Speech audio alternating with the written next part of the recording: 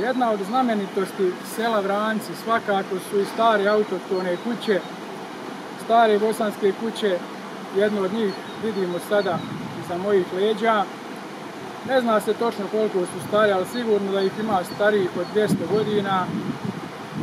Neki od njih su zadržale potpuno svoju vanjsku vizuru, svoj vanjski izgled kako su izgledale znači prije 200 godina, osim što im je se povremeno naravno mijenjao krov i što su prilagođavane vremenom iznutra za stanovanje.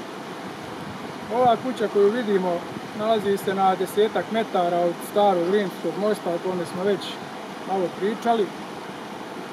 I sigurno da tih 5-6 kuća u selu predstavljaju jednu od znamenitosti koje posebno vole obići posjetitelji našeg sela.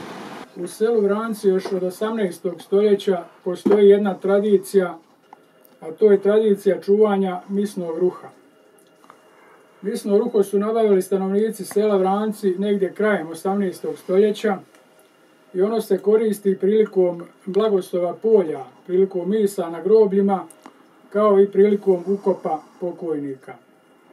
Misno ruho se obično čuva u kući domaćina koji je te godine ili tih godina prakaratur, dakle osoba koja služi kao za vezu između sela i samostana, svećenika i tako dalje. Misno ruho se nalazi u drvenom sanduku i ono sačinjava odjeću svećenika, kalež, svećnjake, zvonce i misne knjige. Jedan dio misnog ruha je nabavljen dakle u 18. stoljeću, a drugi dio je novijeg vremena nabavljen je negdje 70. godina 20. stoljeća.